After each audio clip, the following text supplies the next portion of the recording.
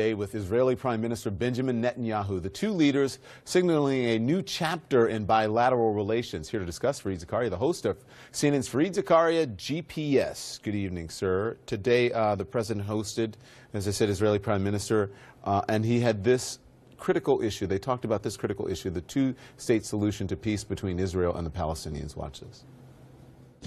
So I'm looking at two-state and one-state. And I like the one that both parties like. I'm very happy with the one that both parties like. So this is a major break from decades of partisan policy. What's going on here with that response? I think what you're seeing there is, basically the breakdown of the national security process, where the president was obviously not briefed. He either doesn't want to do the briefings. We know he doesn't get the daily intelligence briefing anymore.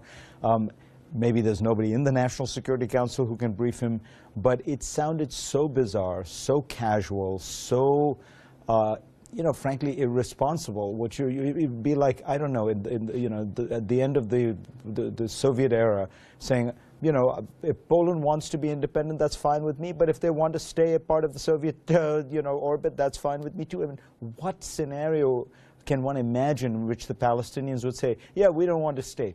They've been, fighting for a state since 1948. And you couldn't get a sense as to whether this was a seriously thought-out issue or whether, as so often happens with Donald Trump, he was just winging it. Do you think that's why Netanyahu is laughing? I was surprising for such a serious question, right, when you're considering what's happening in that region, that Benjamin Netanyahu laughed. Perhaps he just did not, he's like, well, what is going on here? Was not a serious answer. Yeah, I think he was thanking his good fortune that he'd been given this situation. If you remember, there was another weird moment where an Israeli reporter asked President Trump about the disturbing real rise in anti-Semitism that has taken place in the United States and whether he wanted to, in effect, disavow it. And Trump gave this totally bizarre answer where he said there's going to be a lot of love coming out of our administration, refusing pointedly, I thought, not to condemn the anti-Semitism that is real and rising in America. And so Bibi Netanyahu steps in and says, no, let me explain that, Trump in no way condones this. Why did Trump need Bibi Netanyahu to say that? Couldn't he have just come out and said, I completely condemn any form of anti-Semitism, and if there's somebody out there who thinks that they're supporting me in some way, I reject that? It was, the whole thing was kind of surreal, and it was embarrassing, frankly, to watch an American president so underbriefed and to be being given these assists by the Israeli Prime Minister. Wasn't there a similar sort of odd moments with Prime Minister May in the press briefing as well? Yeah. Not quite as bad as this. There's another moment here where Trump mentions a larger deal than the Israeli-Palestinian one. I think we have that clip where, he talks about, I think there might be even a larger deal here. Yeah, let's watch it. Let's watch it.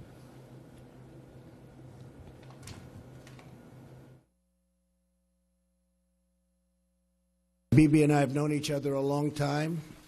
A smart man, great negotiator, and I think we're going to make a deal. It might be a bigger and better deal than people in this room even understand. That's a possibility. So let's see what we do. What does that mean? It's weird because he mentioned it again and again. It might be a bigger deal, might involve more countries than Israel and one with the Palestinians. Well, this has been on the cards for a long time. The Saudis proposed it. The Arab League endorsed it in 2002. The idea being if the Israelis and Palestinians make peace, the other Arab countries would make peace with Israel. As I said, this was endorsed 15 years ago by the entire Arab League. It was re-endorsed in 2007, 10 years ago. Trump is talking about it as if he just had the idea over the weekend. Yeah. There's something unreal here with just the lack of briefing or preparation. It may be because Flynn is out and nobody's home, but it's truly bizarre. Did you ever consider being his foreign policy advisor? Because that might help things. I think if there were any such prospect, this interview has just taken care of that. Look, I think